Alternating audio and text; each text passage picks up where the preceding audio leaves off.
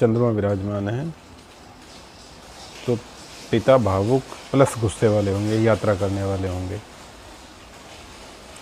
यदि यह युति मतलब कॉम्बिनेशन, जोड़ ग्रहों का युति, सूर्य चंद्रमा की युति दूसरे भाव में हो तो कमीशन ऑफिस में जॉब मिलेगी। कमीशन जैसे LIC हो गई, बैंक हो गया, म्यूचुअल फंड हो गए, ऐसे ऑफिस में जॉब करेगा।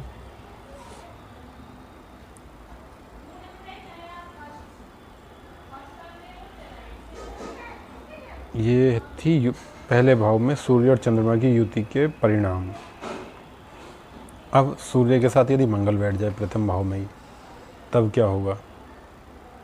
तभी वही होगा, मंगल आ गया तो बड़ी समस्या। मंगल प्लस सूर्य, पिता गुस्से वाले होंगे, दबंग होंगे, मतलब अच्छा रसूखता और व्यक्ति होंगे, गुस्सा भी करते होंगे। उस व्यक्ति के पास पैतृक यानी पिता के पास, उसके पास अच्छी ज़मीन जायदाद भी होगी, या पिता सरकारी नौकरी वाले हो सकते हैं। पिता या छोटा भाई, पिता या छोटा भाई, दोनों में से दोनों भी हो सकते हैं, कोई एक भी हो सकता है, सरकारी नौकरी में अवश्य होंगे। और व्यक्ति का रेत वाले इलाके, हिंदुस्तान में राजस्थान, जहाँ रेत होती है वहाँ से कुछ ना कुछ संबंध अवश्य होगा। यानी राजस्थान से उस व्यक्ति का संबंध अवश्य होगा जिसका सूर्य और मंगल एक साथ बैठे हैं प्रथम भाव में। सूर्य के साथ प्रथम भाव में बुध बैठ जाए तो क्या होगा? तो होगा ये, बुध है तो फिर घर अच्छे देगा, यानी कम से कम एक या एक से अधिक मकान उस व्यक्ति के पास या उस व्यक्ति के पिता के पास होंगे। व्यक्ति के पिता के पास एक से अधिक मकान होंगे, 2 घर होंगे। ऐसा व्यक्ति क्या करना चाहेगा? ऐसा व्यक्ति MBA करना चाहेगा। ऐसा व्यक्ति स्टॉक मार्केट, शेयर बाज़ार में जाना चाहेगा। जाना ना जाना आगे की चीज़ है, वो चाहेगा, सोचेगा इसके बारे में। ऐसा व्यक्ति बैंक, ATM, पोस्ट ऑफिस या कोई एस्ट्रोलॉजर उसके घर के पास अवश्य रहेगा। यानी जिसके बुध बैठे हैं सूर्य के साथ प्रथम भाव में, ऐसे व्यक्ति के घर के पास बैंक, पोस्ट ऑफिस या ATM या आसपास में कोई ज्योतिषी, एस्ट्रोलॉजर अवश्य होगा। विदेश में यात्रा का भी ऐसे व्यक्ति का हिसाब किताब हो सकता है। कहाँ? दुबई या USA। ऐसा व्यक्ति दुबई या USA भी जा सकता है घूमने के लिए, जिसके प्रथम भाव में सूर्य के साथ बुध विराजमान होंगे। फिर अगला ग्रह, हाँ एक चीज़ नोट और, यदि यह युति किसकी, सूर्य और बुध की युति किसी व्यक्ति के दूसरे भाव में आ जाए, सेकंड हाउस में आ जाए, तो व्यक्ति बैंक में नौकरी करेगा, चाहे वो प्राइवेट बैंक हो।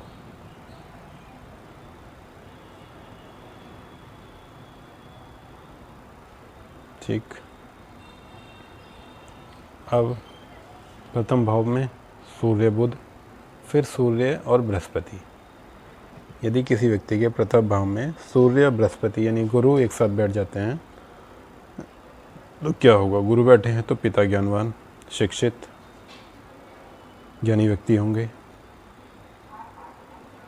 सरकारी नौकरी में भी हो सकते हैं ज्ञानवान, शिक्षित, ज्ञानी व्यक्ति, यानी टीचर, प्रोफेसर हो सकते हैं, सलाहकार होंगे, धार्मिक कार्यों को करने वाले होंगे। पर कहीं ना कहीं घमंड होगा अपने पद और प्रतिष्ठा का। जब आदमी के पास घमंड होता है तो गुस्सा भी करता है ऐसे व्यक्ति, तो गुस्से वाले भी होंगे।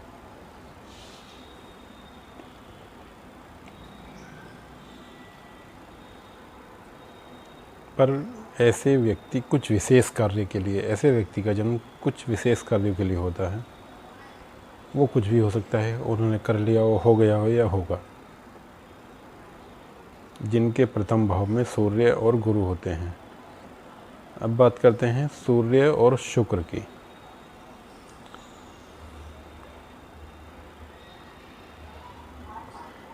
ऐसे व्यक्ति जिनके प्रथम भाव में सूर्य और शुक्र होगा, ऐसे व्यक्ति खाना खाते समय ज़रूर थोड़ा बहुत खाना उनका ज़मीन पर बिखरेगा, कपड़ों पर गिरे या ज़मीन पर गिरे खाना खाते समय। ये सूर्य शुक्र के कॉम्बिनेशन से होता है। व्यक्ति के पास पैसा होगा, जिनका सूर्य और शुक्र प्रथम भाव में, उनके पास पैसा होगा, जिसके कारण पैसा है तो मान सम्मान भी होगा। पर एक समस्या बनी रहेगी आँखों की। शुक्र के साथ सूर्य बैठा है तो आँखों में समस्या देगा, कमज़ोर। वहीं पत्नी अच्छी परिवार से मिलेंगी, पर समस्या ही बनेगी। शुक्र बैठा है तो पत्नी की और पिता की आपस में नहीं बनने देगा। नाड़ी ज्योतिष के अनुसार यदि सूर्य के साथ शुक्र प्रथम भाव में बैठ जाता है तो पत्नी और पिता की समस्या आपस में नहीं बनती है। चलिए बात करते हैं सूर्य और शनि की युति। सूर्य और शनि की युति हो जाती है तो फिर तो पैरों में दर्द। शनि है तो फिर पहले भाव में तो पैर में दर्द, पिता के पैरों की बीमारी।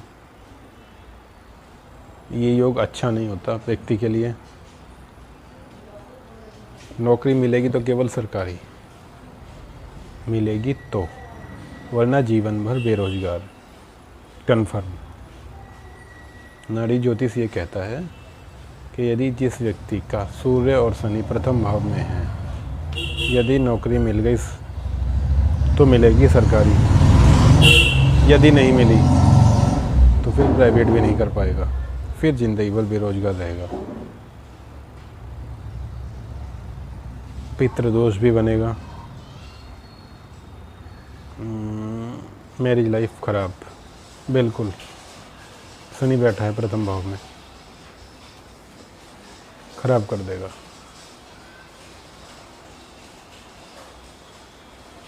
और यदि सूर्य के साथ, जैसे हमने शनि की बात करी है, तो ये शुक्र और मंगल जहाँ भी बैठे होंगे आपके घर कुंडली में, दोनों को खराब कर देंगे। फिर क्या, पत्नी को खराब, संबंध खराब करेगा, पिता बीमार करेगा।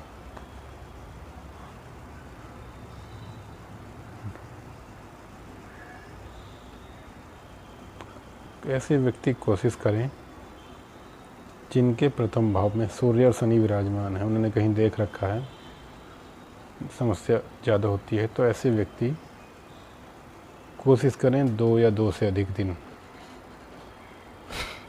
जंगल में रहें। किसान है तो वही फिर तो रहता ही है, कोई दिक्कत नहीं। पर यदि शहर में रहने वाले व्यक्ति हैं तो 2 या 2 से अधिक जंगल में रहने की कोशिश करें। इससे होगा ये कि इनके इस दोष में थोड़ा सा निवारण हो जाएगा।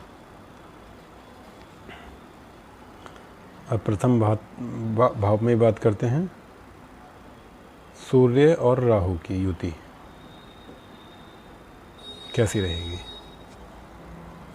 सूर्य और राहु है तो पिता को, व्यक्ति के पिता को संघर्ष करना पड़ेगा, उस व्यक्ति को भी स्वयं संघर्ष करना पड़ेगा।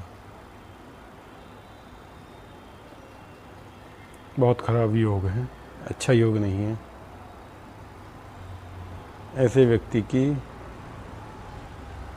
दिन की रोशनी भी खराब होती है। नहीं, आप देखेंगे कुछ व्यक्ति ऐसे होते हैं जो दिन में भी लाइट जला कर रखते हैं घर में, तो ये समझिए उन्हें राहु परेशान कर रहा है।